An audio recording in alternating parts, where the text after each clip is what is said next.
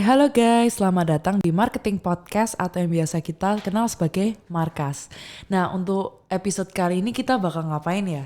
Jadi untuk episode kali ini kita bakal sharing-sharing tentang pengalaman perjalanan kita ke PT Fast Food Indonesia atau yang biasa kita sebut sebagai KFC. Tapi tunggu dulu nih, karena kita kan belum kenalan.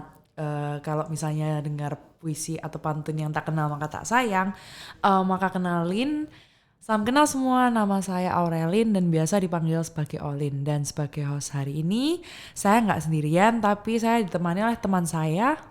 Halo semuanya, nama saya Ivani dan mungkin untuk konsep podcast kita hari ini kita bakal pakai konsep dari Q&A. Jadi nanti aku bakal lempar pertanyaan, begitu pula sebaliknya nanti mungkin kamu bisa lempar pertanyaan ke aku. Boleh-boleh nih, If. Kayaknya seru deh. Oke, kalau gitu kita mulai dari aku dulu ya. Mungkin sebagai pembuka dari podcast kita hari ini aku bakal tanya yang umum-umum dulu ya. Menurut kamu apa sih perusahaan KFC itu? Kalau perusahaan KFC sih secara umum sih pasti gampang ya. Hampir semua orang pasti udah tahu kalau misalnya KFC itu kayak tempat untuk jual fast food, apalagi di mana produk utamanya mereka itu kan ayam goreng. Tapi aku mau nambahin lagi tentang informasi mengenai hak dari pemegang franchise tunggalnya untuk KFC Indonesia. Jadi PT Fast Food Indonesia Tbk itu merupakan pemegang franchise dari KFC dan mereka itu didirikan oleh keluarga Gelael pada 1978. Nah, di mana pada tahun 1975 itu perseroan PT Fast Food Indonesia ini berhasil mendapatkan akuisisi franchise dengan pembukaan outlet pertama pada bulan Oktober di Jalan Melawai, Jakarta. Bener gak, If? Bener kok, dan mungkin aku mau nambahin sedikit nih tentang visi sama misinya dari KFC ini sendiri. Untuk visinya sendiri yaitu mereka tuh selalu ingin menjadi merek restoran cepat saji nomor satu di Indonesia yang mempertahankan kepemimpinan pasar dengan menjadi restoran yang termodern dan juga terfavorit dalam segi produk, kualitas, dan juga fasilitasnya. Sedangkan untuk misinya sendiri mereka ingin memperkuat citra merek KFC mereka sendiri dengan strategi-strategi dan juga ide-ide yang inovatif. Kemudian mereka juga terus meningkatkan suasana bersantap yang gak ada bandingnya dengan perusahaan-perusahaan lain. Kemudian mereka juga konsisten memberikan produk layanan serta fasilitas restoran yang berkualitas sesuai dengan kebutuhan para konsumennya. Wah, kalau gitu berarti KFC ini termasuk perusahaan yang keren banget ya, karena mereka juga udah berhasil untuk menerapkan dan menanamkan value dan visi misi dari mereka. Mungkin juga sebagai tambahan, aku mau nambahin kalau selain KFC, pada tahun 2021 PT Fast Food Indonesia Tbk juga berhasil memperoleh hak untuk franchise dari salah satu restoran fast food yaitu Taco Bell, di mana mereka menjual makanan khas dari Meksiko gitu. Mungkin sekarang gantian aku ya yang memberi pertanyaan. Nah, menurut Ivani sendiri kira-kira apa sih strategi marketing yang dipakai oleh PT Fast Food Indonesia Tbk setelah kamu mengunjungi ke KFC? Nah, mungkin aku mau jelasin singkat ya di awal tahun 2020 kita kan semua menghadapi pandemi COVID-19 di mana banyak sekali perusahaan-perusahaan yang pada akhirnya nggak bisa bertahan atau harus gulung tikar. Nah, pada saat itu tapi KFC itu bisa bertahan hingga saat ini karena banyak jelasin singkat ya tentang awal pandemi COVID-19 pada tahun 2020 di mana banyak sekali perusahaan-perusahaan yang pada akhirnya harus gulung tikar dan tidak bisa bertahan pada tahun itu. Kalau waktu tahun pandemi itu sih bisa dibilang sih masa-masa kelam dalam dunia bisnis juga sih ya, If ya. Karena waktu itu kan banyak banget perusahaan yang gulung tikar gitu. Apalagi kalau dengan adanya lockdown gitu kan orang-orang jadi gak bisa keluar dan jarang banget yang melakukan transaksi jual beli gitu. Tapi waktu itu kan KFC buktinya udah berhasil sampai untuk survive sampai sekarang gitu kan ya. Ya dong, mereka kan menggunakan strategi survival, adapt dan juga engage di mana survival ini mereka harus bertahan pada saat masa pandemi itu dengan mempertahankan presentase pemasukan dan juga pengeluaran mereka supaya tidak membengkak. Kemudian adapt yaitu mereka bisa beradaptasi sesuai dengan kondisi pandemi pada saat itu. Mereka bisa menghadapi itu dengan cara melakukan penjualan secara online. Karena secara pada waktu lockdown orang-orang itu kan nggak bisa keluar. Akhirnya mereka harus memesan makanan melalui media online seperti aplikasi maupun aplikasi-aplikasi online lainnya.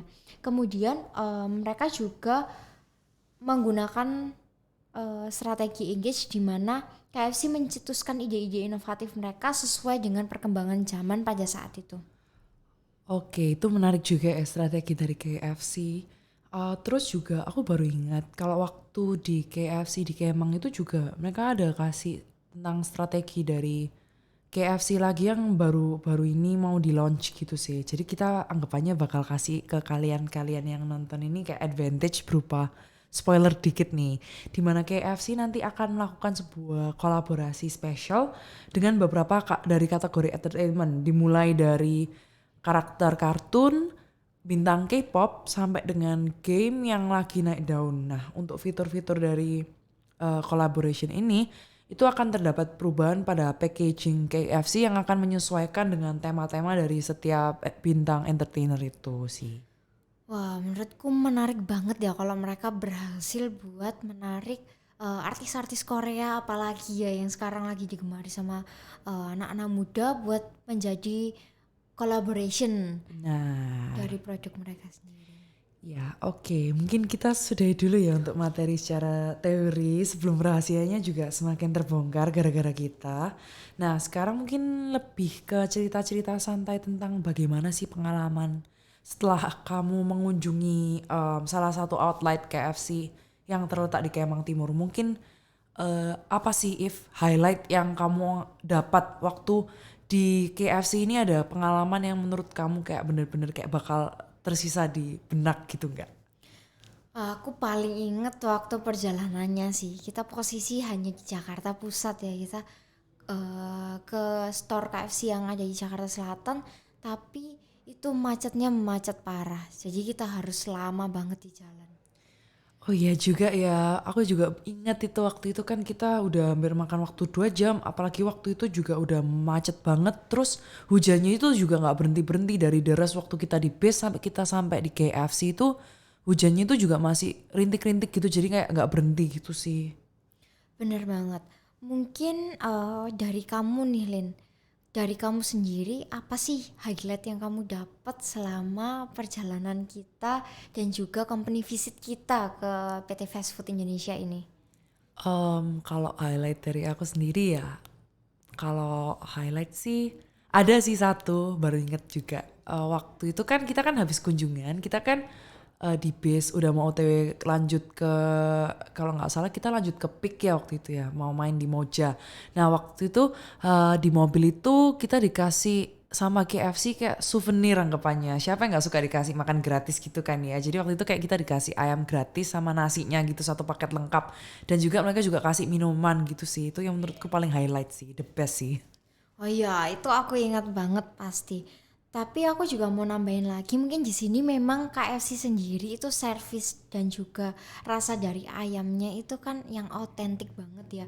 Kayak next level banget gitu loh. Sama mereka juga memberikan kita kesempatan waktu itu untuk melakukan tur di restoran mereka dan juga di briefing mengenai iklan-iklan yang memang mereka tempel atau mereka pajang di sekitar outlet mereka. Waktu itu sih iya aku ada ingat beberapa. Yang paling menonjol itu waktu di bagian tampilan menunya sih. Kan dulu kan KFC kan masih belum menggunakan secara digital ya. Tapi sekarang udah mulai menyelipkan kayak teknologi yang lebih digital gitu sih. Jadi mungkin dari menunya, tampilan menunya itu sekarang udah menggunakan TV gitu. Jadi TV-nya itu bisa di-setting, ada timernya khusus. Kalau semisal di jam pagi nanti bakal yang keluar itu bakal menu breakfast yang mereka tawarin. Terus setelah itu waktu di siang hari nanti mereka bakal otomatis terganti jadi menu lunch dari KFC gitu sih. Sama waktu di situ juga aku lihat ada poster-poster dari berbagai macam produk dan campaign yang dipromosikan oleh KFC dan juga ada banner untuk mempromosikan KFC di sekitar restorannya. Sama yang terakhir, mereka juga melakukan promosi dengan cara penjualan album kan. Kan kalau misalnya orang-orang juga banyak yang sering ditawarin gitu.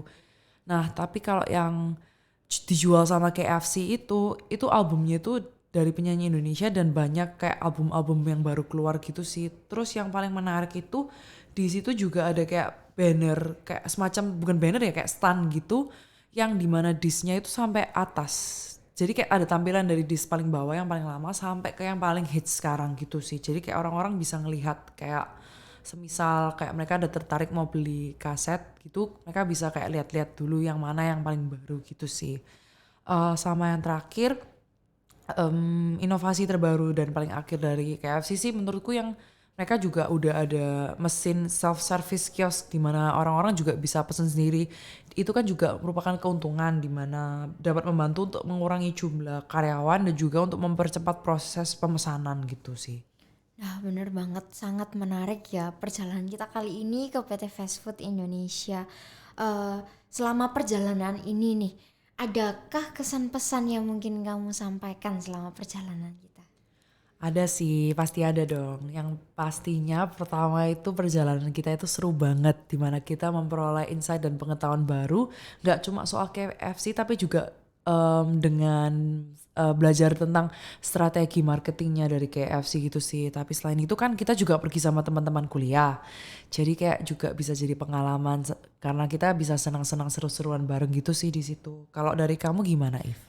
Kalau dari aku sendiri, aku lebih tahu sih strategi-strategi yang bisa digunakan sama KFC untuk bisa bersaing sama kompetitornya. Kayak kita tahu kan banyak sekarang perusahaan-perusahaan atau tempat makan ayam goreng lainnya yang beredar apalagi di Indonesia ini.